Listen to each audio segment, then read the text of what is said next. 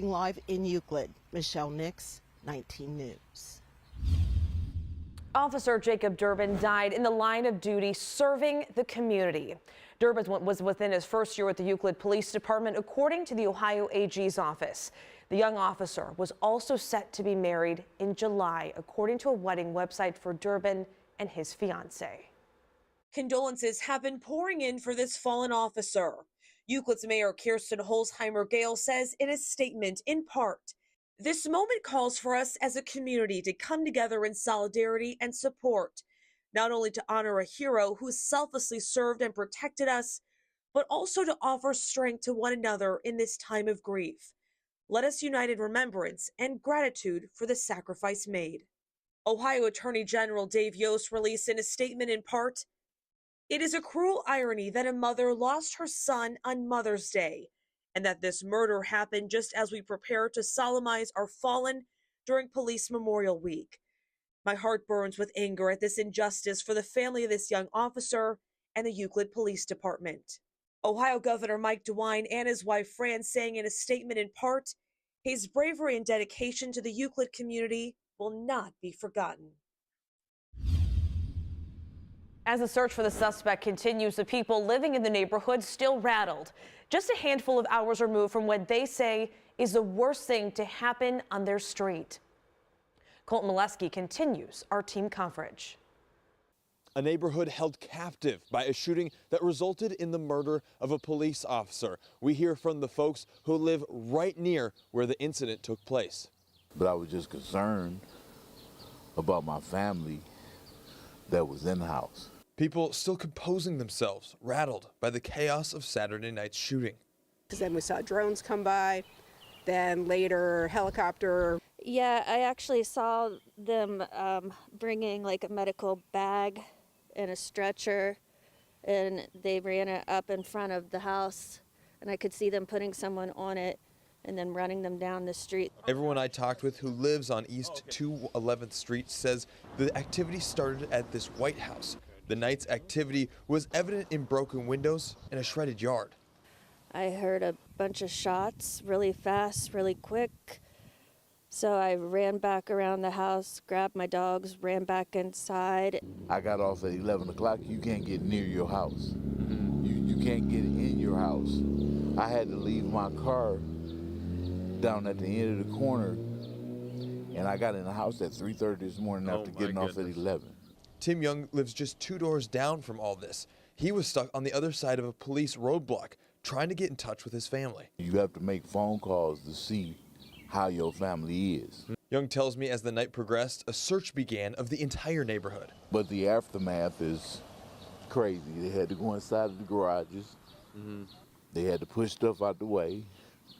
They had to break through the fence. My neighbor called to tell me not to be alarmed, but they were checking my backyard. Just a matter of feet from where these folks call home, an officer gunned down still has many shaken. Terrified. I don't know what happened. It's a police officer and someone that's trained for these things, and then they're gunned down on a call that's supposed to be for someone's benefit and safety. That does add a lot more to it. And the morning after the event, people still collecting themselves, still trying to put together their thoughts from an event they never thought would happen just doors down from where they live. In Euclid, Colton Molesky, 19 News. And there are very difficult days ahead for Officer Jacob Durbin's family and the entire law enforcement community, dealing with raw emotion as Police Memorial Week begins tomorrow, and just 2 days after we lost this latest officer killed in the line of duty. His devastated mom losing her son on Mother's Day. 19 News will be there every step of the way on TV, online, and on the 19 News app. All right, Aurora Borealis, Northern Lights, possible again tonight. The latest details for you straight ahead.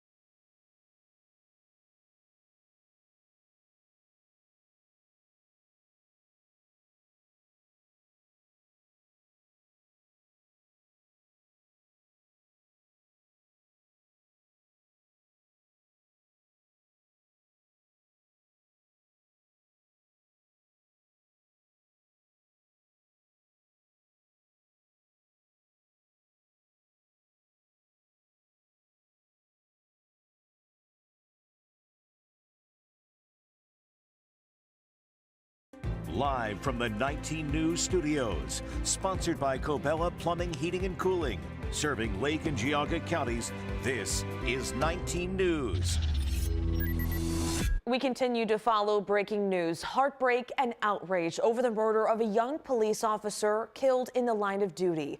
Officer Jacob Durbin ambushed and gunned down his mom, losing her son on Mother's Day. Men and women in blue plunged into mourning on the eve of Police Memorial Week.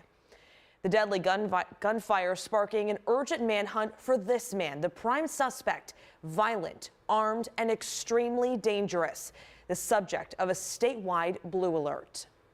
Then all afternoon, police, SWAT, even the Secret Service and BCI at an apartment complex in Shaker Heights. Our Stephen Hernandez is back live with the latest. Stephen.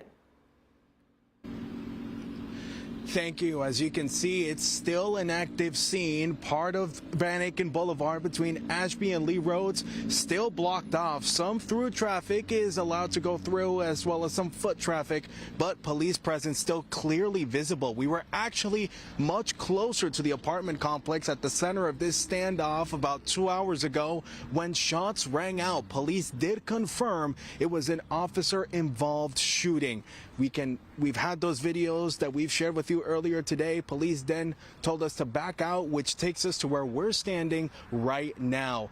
Different police departments, Beechwood, Shaker Heights, Cleveland Heights, K-9 units, explosive teams, drones, everything has been present here right now. The big question is the person at the center of this standoff, the suspect accused of taking the life of the Euclid police officer, Deshaun Vaughn. It's still information that we're looking for that has not been confirmed, but you can count on 19 News to provide you those details the moment they become available. Live in Shaker Heights, Stephen Hernandez, 19 News. And breaking news, Euclid Police planning a press conference at 7 p.m. We will have complete coverage coming up. The 19 First Alert Forecast, powered by Northeast Factory Direct. Great furniture, amazing prices. All right, let's shift a little bit here to weather and a nice Mother's Day. Happy Mother's Day to all the moms out there, especially mine, and hopefully a great day. Weather-wise, not bad. Chilly. Temperatures in the 60s. Notice a little bit of cloud cover here out at Edgewater Beach. First Alert Camera Network, also downtown Cleveland. This is shot from our Parma camera looking north. You can see the lake shore again in the distance, so visibility is pretty good. Few clouds out there, high clouds, not doing much. I do think we'll stay mainly clear over the next few hours too. Live look downtown Cleveland also looking good. So what about the aurora forecast? Well, you know, Friday night was unbelievable. That was like once in a generational thing. I don't think we'll ever be able to get to that point at all tonight, but the new information actually shows a little more energy once again from the sun into the earth, and we could again be dealing with some of the northern lights tonight. Again, northern lights, aurora borealis viewing, extremely difficult to forecast. The best we can do is say, hey, there's a chance, there's your timing, 10 p.m. to 2 a.m. And for the most part, fairly clear skies. Now later on, around 2 or 3 in the morning, we do start to track some clouds off to the west. Very dark, away from city lights. Look to the north, along the horizon, potentially not as high as they were in the sky on Friday, but what a night that was on Friday. We'll see tonight. Unlikely to at all rival what happened on Friday, but why not? 10 p.m. to 2 a.m. If you're up and you're thinking about maybe looking, check it out. And again, the phone really helps. You can't see it that well with the naked eye. Like on Friday, you get the phone out and it was like, whoa, we had so many great pictures. Upper 50s, low 60s out there. Currently, wider picture shows what's going on. Again, clear skies, a little bit of cloud cover right there. That should move through, and we should still be looking at a good amount of clear skies overnight. Notice some rain trying to come in from the north and west. Now, there is a possibility this could stick together and give us a couple of showers tomorrow morning, but it's very unlikely. For the most part, we're looking at a dry day tomorrow and temperatures approaching 80, so beautiful one tomorrow. Warmer than today with more sunshine. Hour by hour tonight, 60s falling into the 50s, so certainly a chilly night if you're going to head out and about to try to see the northern lights. You can see 10 p.m. and then a little bit of cloud cover coming in overnight. A couple of spotty showers are possible, but for the most part, we're looking at mostly sunny skies tomorrow. Look at our 2 p.m. numbers. Upper 70s to near 80 degrees. Winds turn southerly. Very warm tomorrow night as well, and we're mainly dry. It's not not until early Tuesday, new data showing that rain does start to move in. Here it is. This is 7 a.m. on Tuesday morning. Showers, even some rumbles around Tuesday morning. So grab the rain gear early on Tuesday. A little bit of a break and then perhaps more rain and thunder Tuesday afternoon into Tuesday night. Could even linger into Wednesday as well. But then by the time we head through late Wednesday into Thursday, great weather, and then another chance of rain comes in for Friday. Temperatures basically on average for this time of the year. The exception is going to be tomorrow with temperatures warmer than normal. Mid-50s tonight. Again, watch out. Potential for the northern lights. Once again, good luck. 80 tomorrow, warm, sun, breezy. Cannot rule out that spotty shower or storm in the morning. Best chance this week is Tuesday. Right now, severe weather threat doesn't look to be all that high. A couple of early showers Wednesday, cooler. Thursday's the pick day after tomorrow. And then again, as we head through Friday into the weekend, especially Saturday, a few showers, storms. But temperatures trending up mid to upper 70s by Friday into Saturday. Hey, Leah. Hey, Jason. Well, Guardians have had a tough trip out in the Windy City. Trying to avoid the sweep today. The key to that is going to be starting quick. We have highlights from the series finale in Chicago. That is coming up next in sports.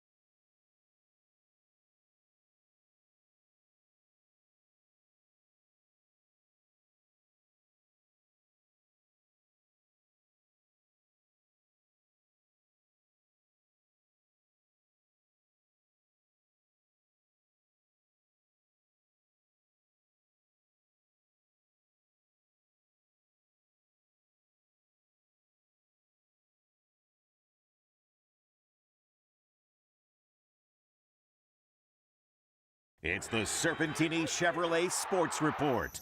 The Guardians trying to avoid a sweep after dropping 3 straight games to the White Sox. Sunday series finale out in Chicago. Scoreless, top 3, Brian Rocchio, sac fly out to left. Estevan Florial gonna try and run it out. Play at the plate. Ball takes an extra hop. He's safe.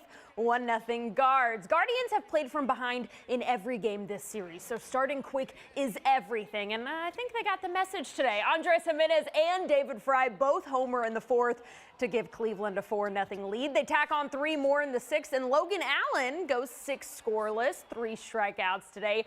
gets out of a tough spot here in the fourth, and Guards avoid the sweep with a 7-0 shutout. They'll head to Texas to face the reigning World Series champs next week. Big game 4 Monday night in Cleveland as the Cavs trail 2-1 in their series with the Celtics. Donovan Mitchell listed as questionable for tomorrow's game with a strained left calf. Jared Allen questionable as well. Mitchell said after the game that everyone is going to look to the third quarter of last night as the turning point in the game when Boston opened things up on a 14-0 run. But for Mitchell, he said it started way before that, giving Boston looks in the first quarter that they didn't allow in game 2. I think 9 of their first 17 shots were three-pointers, and I think those were all just mental errors, so now they see the ball go and they see attempts and they miss one. It's like, okay, they can adjust. And then you get to the third quarter, they're making them. He compounds and compounds, and then it feels like the weight of the world is, especially when you're at home, and they really did their job. They took the crowd out, and but at the end of the day, it's how do we respond back? And we didn't respond back because we're going to make mistakes. We're going to have those moments, but how do we respond?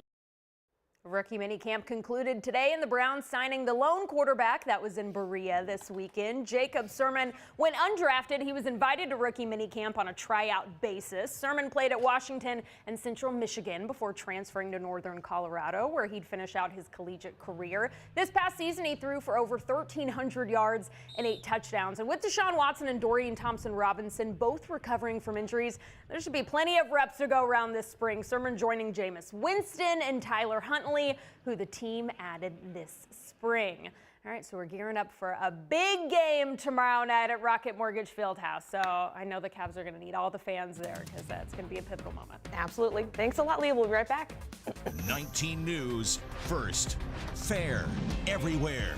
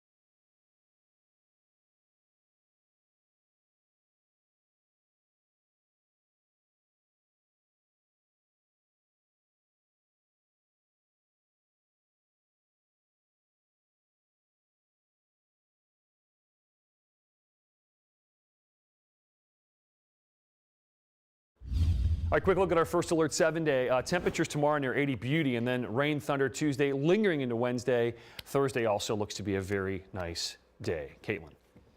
And thanks for joining us this evening. Have a great night and stay safe, everyone.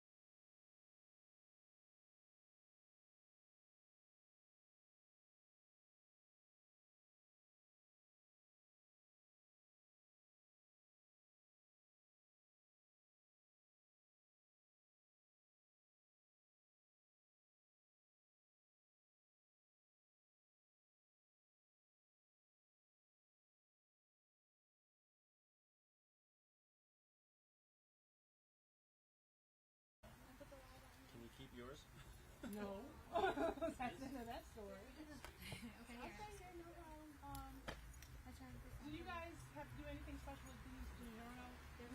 Okay, just plug it in like anything else.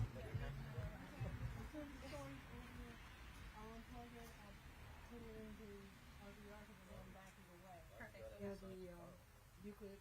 I'm glad we got a new sign to Carl. If you want to do some more shooting, I shot some. If you want to shoot through it, I'm sitting here. I might show you.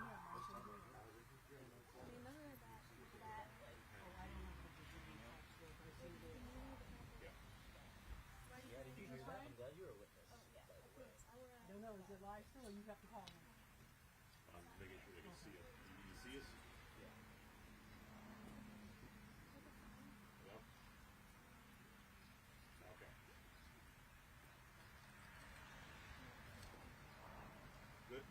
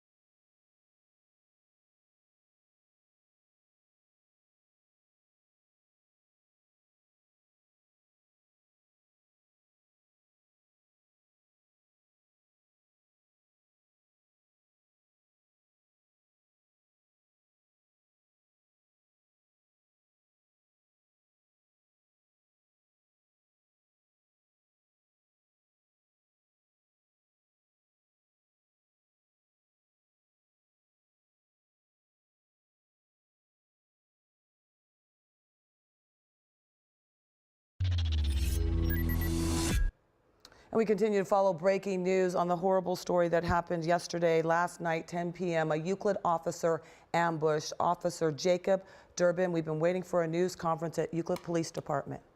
And that's right. This happened late last night, Tiffany, and Euclid police are gathering right now outside police headquarters. Let's take a listen in.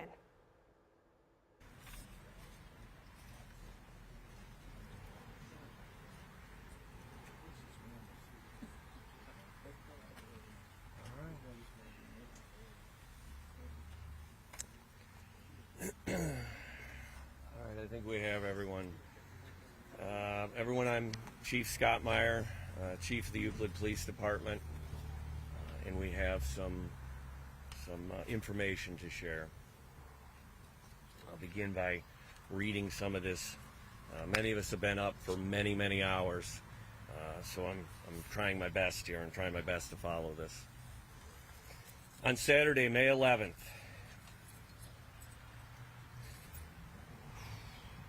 at 9:56 p.m., Euclid police officers were dispatched to the residence at 335 East 211th Street for an aggravated menacing report.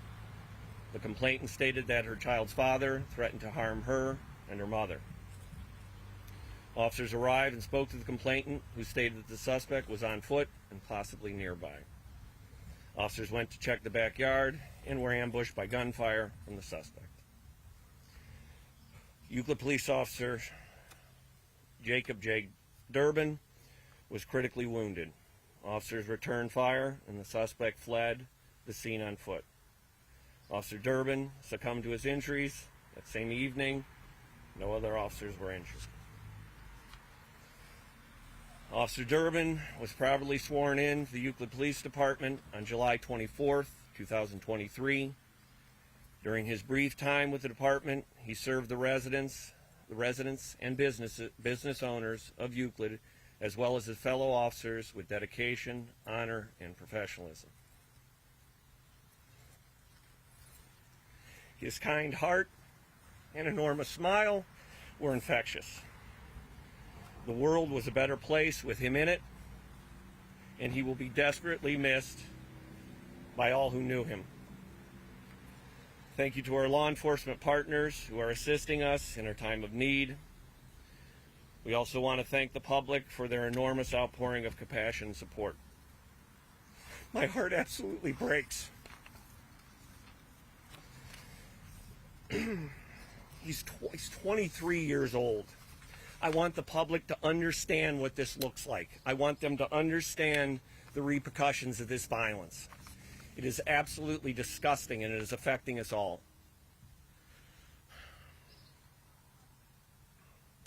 My heart breaks. I'll also share that his father is a Euclid police officer, a current Euclid police officer. So we're dealing with multiple issues at the same time.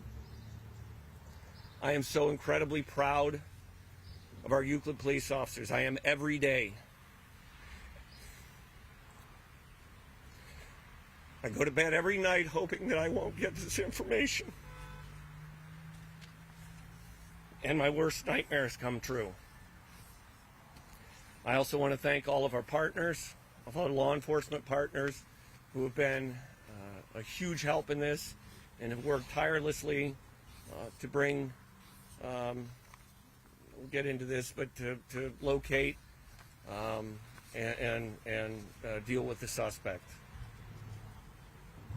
Again, I ask the public to pray for Officer Durbin, his family, the law enforcement community, to pray for each other. This has got to end. We got to do better than this. This is as good as we can do. I'm at the hospital last night dealing with the family, and while I'm there, unrelated to each other, there are 3 additional gunshot victims brought into the hospital during that period of time. I don't think any of these were life-threatening, but this is as good as we can do. As humanity, we got to do much better than this. I know that there are others that have some information to share, and I appreciate everybody, and I appreciate you getting this information out so that the public is aware of what can happen in a worst-case scenario when their police officers, when their officers are serving and trying to protect, and this is the worst possible outcome. Thank you.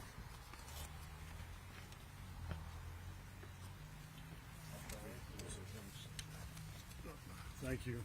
Our thoughts and prayers in the U.S. Marshal Service are with our partners in the Euclid Police Department and Officer Durbin and their family. I want to, give thanks to all these officers who stand united behind me. They've been up all night long, searching for this suspect, never quitting, 24 hours on all the time, giving up holidays all the time. They're dedicated and they are committed. And I'm so proud of the deputy marshals, the ATF agents, the Euclid police officers, the state troopers, all the agencies that participated in bringing this case to closure. You know, I think what the chief was alluding to, there is no respect for law enforcement anymore, is there? Is there? But I'm going to tell you something. We are going to continue to stand united, as you see behind me right now. We're going to continue to stand united. There is no respect for law enforcement. It needs to change.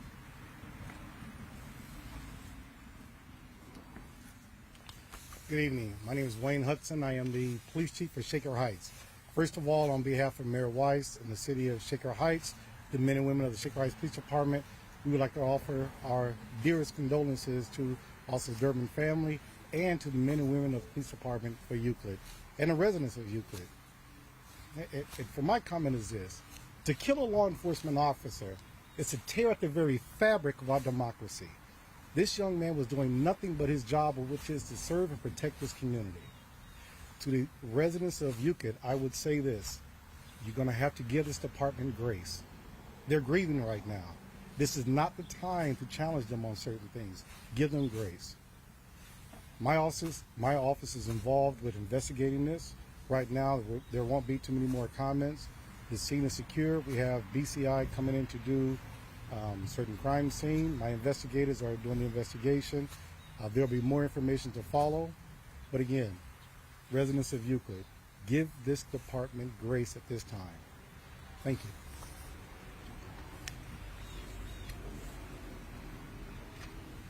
Thank you. There won't be any questions at this time. Thank you, everyone. When can we expect more information? As it becomes available in a relatively urgent time frame. Great, thank you. Chief, will the department release a photograph of the officer? The photograph? Official photograph? Yes. A media release was sent out about a half hour ago with a photograph of the officer. With that infectious smile, that warm heart you can just see coming through. If you haven't received it, please send me an email. My name is Mitch Hauser. My email is mhauser, Houser. That's at cityofeuclid.com. I'll make sure you get updated copies of everything, okay? Is the search over for the suspect? The search is over. Can anybody verify the suspect? Is he alive? Is he dead? We're not releasing anything else on that right now. Thank you, everyone. Yep. Sorry, Chief. Sorry. All right, you were just listening to a news conference from Euclid Police. I think the most powerful moment in that was when Chief Scott Meyer, you could feel the emotion. He was breaking down when he was talking about the late Jacob Durbin, and we also should mention that his father is a current Euclid officer. Let's go ahead and listen to what the chief had to say as he was breaking down, speaking about this officer who's only been on the force for a short time. He's 23 years old. I want the public to understand what this looks like. I want them to understand the repercussions of this violence. It is absolutely disgusting, and it is affecting us all.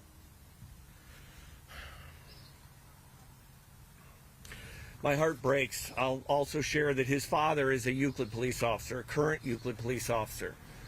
So we're dealing with multiple issues at the same time. I am so incredibly proud of our Euclid police officers. I am every day. I go to bed every night hoping that I won't get this information. And my worst nightmares come true. And as you just heard from the chief of police for Euclid, that it's been a very difficult time for the department. Again, his father is a current officer with Euclid. Officer Durbin has been with the department for such a short time. So a very emotional day for the police department and several departments. We have new information right now live from the U.S. Marshal Service. Shaker Heights, which I believe you are all there today. We did find the individual deceased inside. and we are still working. BCI is going to be doing that investigation, but that's all I know at this point is he is deceased. So just left from there. We heard gunfire multiple times. Is that an exchange between officers? The suspect was highly armed, from all the information we had, correct? Yes. Including what I believe was possibly a MAC-10 machine gun. So heavily armed. We know he had a very violent history, right? Obviously by his actions last night, very violent. So at this time, we can release that the subject is deceased, and that part of the investigation, the manhunt is now over. We've heard that this is a self-inflicted gunshot. Again, we're going to let BCI do that investigation, and they'll be able to elaborate on once everything is done. So we know everything, and we're not jumping to conclusions. I saw EMS there was an go exchange of gunfire between officers and the suspect? Yeah, we're going to have to, again, everybody's been up for a huge number of hours. We're trying to determine exactly what happened. So I'm trying to communicate with here. We have people coming in and out, people that have to go, people that have to sleep. We're changing people in and out. We're going to have a lot more from that, and it'll be independently the scene. This is an independent investigation being done by BCI. They specialize in these kind of things. So I think that that's our best course of action. We had a lot of highly trained, tactical officers on scene, and this went on for hours and hours, as you know. But he was not obviously willing to give up and come out. Right, he was not willing to give up and come out, surrender peacefully. At the end of the day, we did a lot of things during the course of this day, including sending in a number of drones that he shot at, I believe at one point. And again, that part of the investigation will come out once BCI puts it together. Do we have a rough number on how many agencies participated in the search? Well, we got several agencies participated. Our task force, Marshall's task force, and many of you covered over the years. We have 300 men and women throughout northern Ohio that drop everything when a police officer is killed, and that's what they did. Again, they've been up all night with the chief and his department, working hand in hand together. The first goal was to, because of the hard work of the Detective Bureau here, putting everything together, was to locate the suspect, and that's not always easy, especially when somebody doesn't want to be found, right? And they did great police work and teamwork again, and partnerships, putting everything together, and they were able to come up with his address today and locate him in that address. Was he taunting officers during the search, this manhunt, using social media? I'm going to have to get a better handle on that. That is my understanding that there may have been some. I mean, they're out there. They're in the public, so that's also something that we'll look at, and that may be the case. There were a lot of terrified people in that apartment community that were stuck in their buildings. They could not get out. I know a 92-year-old woman was upstairs there. Is there any word on how anybody in there is doing? Are there any other injuries to anybody that lived there during this gunfire? Yeah, no other injuries. Our people did a phenomenal job trying to evacuate as many people as they could during the day. They did the best job possible that they could do during this day. And I want you to think about that. A police officer was killed just last night, right? And they were on it right away. They had to, use every measure within their boundaries to go after this person, and including when you get to an apartment complex like that. We've worked the street for years, and it's very difficult to get everybody out. You do the best job you can, and I believe they did a phenomenal job doing that today. There was a person taken into custody last night. Video cameras got it. How are they tied to this case? Are they facing charges? Chief, at this point, I can't answer those questions. There were people that were removed from the house, and it may be that they were victims, but they weren't able to ascertain at the time who was who, so they may have been detained for officer safety at that period of time. We had a extremely terrified victim who initially contacted the Euclid Police Department And simply, I think in the first call just said, I need Euclid. And then throughout this, when the officers arrived on scene, she was horrified to even be outside talking to the officers. I think a lot more will come out as we are able to verify certain information about maybe even activities that had happened in the last couple days. But the public did have every reason to be terrified, and so did the law enforcement community. You know, when somebody gets this desperate and they start thinking like this, they're capable of just about anything. And unfortunately, that type of personality is not pervasive, but it exists. And we have those people. He's not the only person, you know, that out there that will resort to this sort of thing. Thank goodness it's that very rare individual. But those that are willing to do that sort of thing, they're extremely dangerous and very unpredictable. And you asked about agencies, so we're on a multi-jurisdictional tactical team, and there are multiple communities to include us and Shaker on this team. So there are all those communities. We had police departments from Lake County, from other counties asking to assist, and many that showed up that night. We want to thank all the law enforcement in Cuyahoga County who showed up last night at the hospital and then was able to follow the officer's body over to the coroner's office. We appreciate the coroner's office. I appreciate UH Hospital. The nursing staff and the staff there was very kind and very compassionate. So it was, it's just a difficult thing. I guess in all this, I don't want to lose the fact that we have a 23-year-old human being. This Jacob, I could count on him every single time to do the right thing, make the right decision. He was kind, he was compassionate. He was also, he's tactically sound. I don't want anybody to think that he wasn't. I was just in-service firearms training with him within the last 6 months. So he's very proficient. He can handle those things. But he was a gentle giant. He loved public service. This is somebody who's still in the Army Reserves, who's served his country. Public service meant everything to him. He was kind of a happy-go-lucky kind of a guy. He just loved public service and loved being here.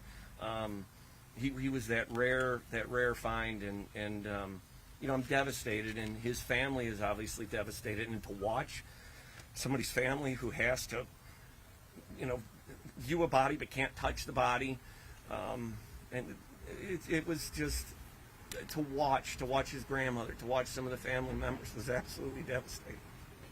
And this is, by the way, Police Memorial Week. So it's a week to honor all of our fallen brothers and sisters. I just came back from Charlotte, where we had a deputy marshal killed and 3 officers. Again, there's a lack of respect for law enforcement, in my opinion. But again, we're going to stand united. We're going to stand strong. We're going to stand together, and we're going to win. Chief, was he engaged? Set to get married? Yes, he was engaged. His fiance was there last evening, and I believe the wedding was set for July. And I know that they were very excited about that. So, I mean, he's a young person planning their life.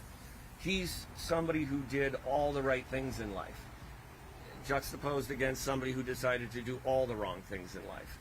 And I mean, I don't know. I don't understand how you can have these two extremes. I wish I understood it. I do know that, and I've been vocal before about it, I'm frustrated with the criminal justice system. I'm particularly frustrated here in Cuyahoga County. I understand balance, and I understand equity, I understand all those things. But I also understand law and order, and I respect law and order, and I respect the rule of law, and I think that's been lost here. You guys have mentioned it several times, the lack of respect for law enforcement, how your officers are dealing with the unthinkable. How do you lead going forward with the challenges that you described? Our officers are newer officers. They're coming into law enforcement. I don't think it's ever been a more difficult time, and so few people want to do it anymore. We're all struggling to just get folks who are interested in law enforcement. And how do you lead through it? You show that you support them. You show that you have their backs. You hold them to standards. All those things that need to be done or that are important to leadership. But it is. I mean, I read reports and I watch body cameras and I can't believe, and this is not everybody in the public. I mean, many do support and respect law enforcement. The vast majority of the Euclid community does that. They support and they respect law enforcement. But you have individuals who almost feel like it's their obligation and duty to be confrontational with the police, and almost look for those confrontations, or almost look to be difficult or non-compliant. And so much of what our officers respond to are not, their disturbances or their suspicious activity, and all they're there to do is check, to make sure everything is all right and everybody's safety is confirmed, and then to have somebody who's, that confrontational. Look, our officers are continuing to seize a record number of illegal firearms, illicit firearms, many from those who are teenagers. And literally, they're seizing multiple, last year was 200 and some firearms. So they're seizing them at this level, and you understand that they're doing this with very little confrontation. You're not hearing us involved. I mean, they're dealing with dangerous people with firearms, but they have the training, they have the skills, and they have the control over the situation to be able to handle those things. So, it's like a double-edged sword almost. I respect our officers for that, and I think that they're extremely tactically sound, but they're almost getting desensitized to firearms and dealing with firearms and dealing with violence. And in their capacity, they're always trying to balance, de-escalation and community engagement. All those things are important. Showing respect for people, and that's extremely important. But they also have to control situations, and they have to be in control of these situations that can turn volatile. So I think that it's a really difficult time, and we're asking these young men and women to do a very difficult thing. To me, it's the most complicated profession I think that exists. So, and it's and they do it with great pride and great skill. At the end of the day, they're imperfect human beings. These aren't robots. These are not machines. These officers. They try to do their best. They're always trying to do the right thing, and those that choose not to, we deal with that. But I want people to understand that. It's just, this isn't, I think there's this perception sometimes by maybe some that, they're this opposing force that are looking for confrontation or looking to, get involved in racial strife or other things. And I just want the public to understand that is not the vast majority of law enforcement. And we've done a lot in law enforcement in this area to diversify our police departments. We've worked on, on community engagement and engaging the public. We have so many different programs, and we're doing all of these things, but yet we're still dealing with all this violence. I can't solve this. The police cannot solve these things. This takes community effort. This takes churches, education. It takes parents. It takes, the whole society. The police department can't fix this. These things are bigger. They're jobs. It's economic issues that drive a lot of this, and I can't fix those. The police can't fix those. So I think we all need to work together and come up with solutions and also support, our public officials and our safety forces. Okay, thank you. Thank you guys for coming. Thank you, Chief. All right, you're just listening to a news conference out of Euclid. We can tell you that the manhunt is over. It all began last night, just before 10 o'clock last night, where Euclid police were called to a home. Aggravated menacing was the initial call. A child's father was threatening to hurt her and her mother. We're told that suspect basically took off on foot and ambushed officers in the backyard. We can tell you, as you know by now, 23-year-old Jacob Durbin with the Euclid Police Department, not on the department for long, was killed last night. So emotional to hear from the chief, to hear about this young man whose father was on the force, and he was just beginning his career. Absolutely. And this week, of course, is National Police Memorial Week, so a very difficult time for the police departments to be processing this information, this loss, especially for this young officer's family. He was also set to be married in a couple of months, so in July. A very, very hard time for this young man's family. But U.S. Marshal Pete Elliott did talk about the suspect is deceased at this time. Let's take a listen. The suspect was highly armed, from all the information we had, correct?